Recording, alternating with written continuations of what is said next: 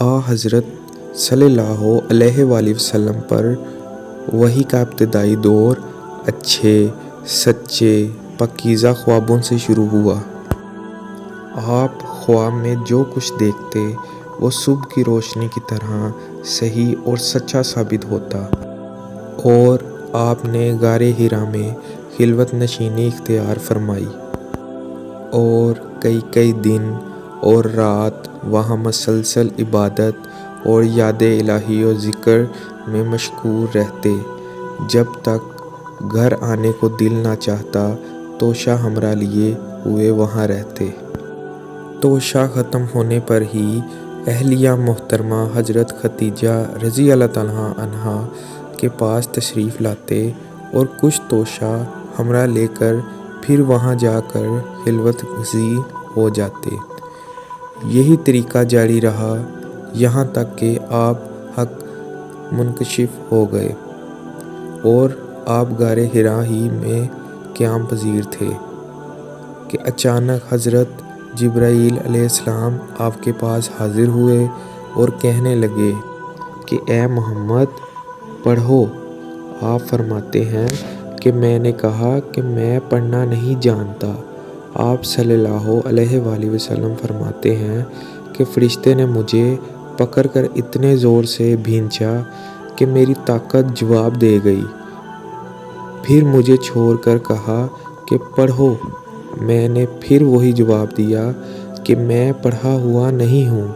اس فرشتے نے مجھ کو نہایت ہی زور سے بھینچا کہ مجھ کو سخت تکلیف محسوس ہوئی، پھر اس نے کہا کہ پڑھ۔ میں نے کہا کہ میں پڑھا ہوا نہیں ہوں۔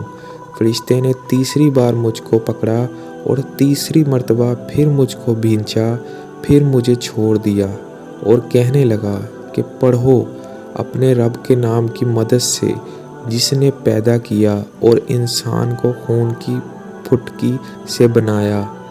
پڑھو اور آپ کا رب بہت ہی مہربانیاں کرنے والا ہے۔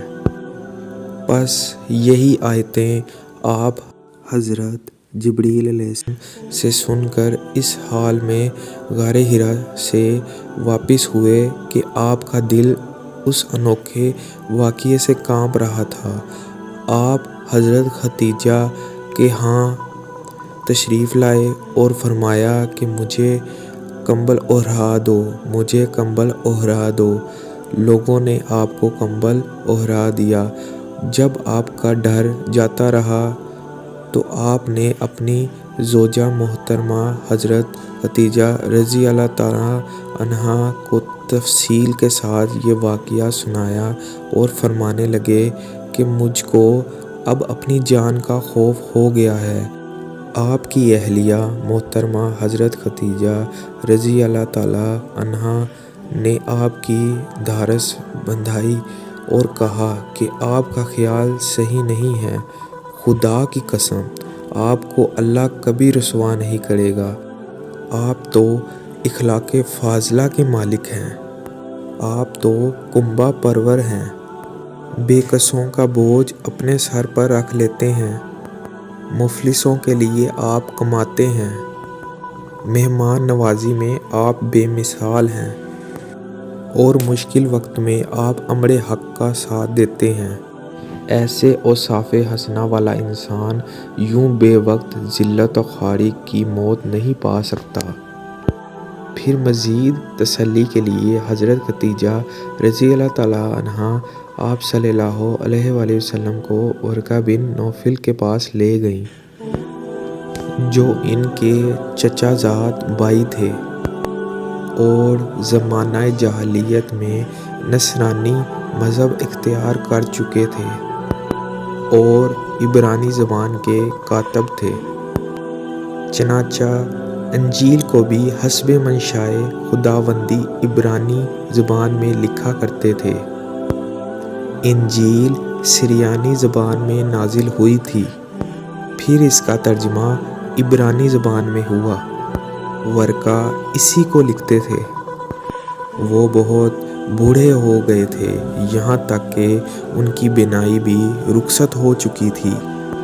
حضرت خدیجہ رضی اللہ تعالیٰ عنہا نے ان کے سامنے آپ کے حالات بیان کیے اور کہا، اے چچا جات بھائی، اپنے بھتیجے محمد صلی اللہ علیہ وآلہ وسلم کی زبانی ذرا ان کی کیفیت سن لیجئے۔ وہ بولے کہ بھتیجے، آپ نے جو کچھ دیکھا ہے اس کی تفصیل سناؤ۔ چنانچہ آپ صلی اللہ علیہ وآلہ وسلم نے از اول تا آخر پورا واقعہ سنایا، جسے سن کر ورقہ بے اختیار ہو کر بول اٹھے کہ یہ تو وہی ناموز معزز راز دان فرشتہ ہے جسے اللہ نے حضرت موسیٰ علیہ السلام پر وحی دے کر بھیجا تھا۔ کاش میں آپ کے اس عہد نبوت کے شروع ہونے پر جوان عمر ہوتا۔ کاش میں اس وقت تک زندہ ہوتا جب کہ آپ کی قوم آپ کو اس شہر سے نکال دے گی۔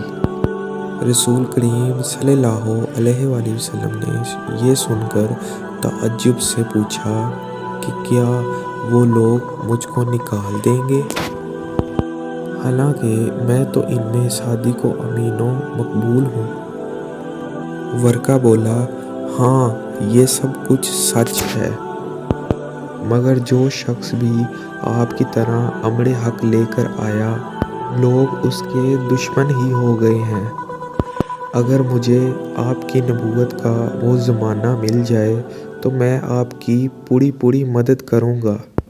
مگر ورقہ کچھ دنوں کے بعد انتقال کر گئے، پھر کچھ عرصے تک وحی کی آمد موقوف رہی۔